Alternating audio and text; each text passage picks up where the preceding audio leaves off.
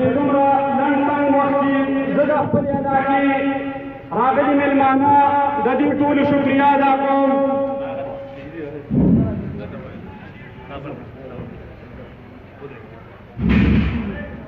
بسم الله الرحمن الرحیم.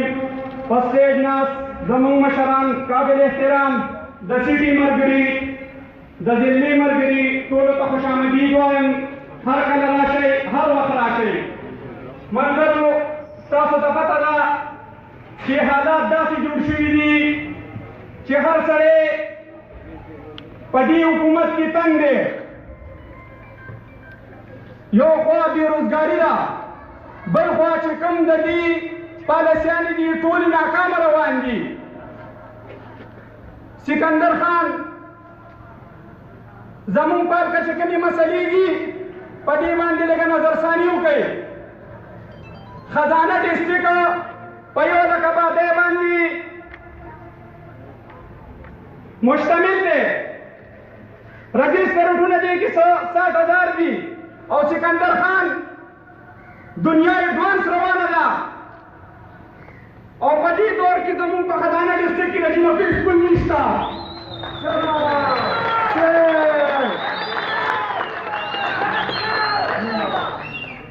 سکندر خان د بجلی هم داسې مسلې دي. دا مخامخ سړک خو که تاسو ته ښکاري دې نه شاته چې تاسو وګورئ داسې ګلۍ دي چې په هغې کې تر اوسه دا پولونه نه دي لګېدلي. سکندر خان د ایریګیشن داسې مسلې دي د زمیندارو په دې علاقه باندې موږ یو په هغې پسې خبرې نه کوو خو نه زموږ په حلقه باندې محکم کار نه دی شوی.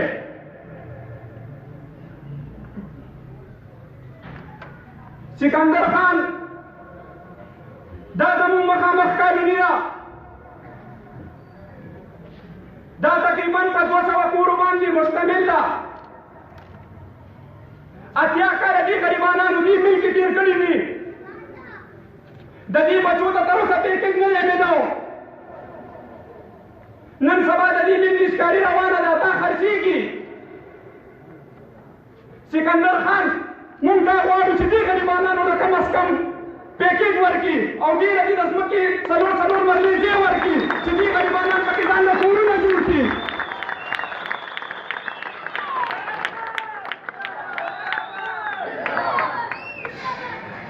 سکندر خان دا تا ته ناست خلک دا هغه خلک دي، هغه غیرتمند خلک دي چې کوم خلک دې علاقې ته راغلي دي دې توجه ته ډېر په نره وله لاس ورکړی دی. خو زه افسوس دا ویم، افسوس دا کوم چې څنګه دې نه شاته کېږي. سکندر خان موږ ستا بیا ډېر زیات مشکور یو او انشاءالله چې په پي کې 18 سال باندې به ستا امیدوار تاسې کامیابو. دا به موږ تاله یو تحفه درکوو.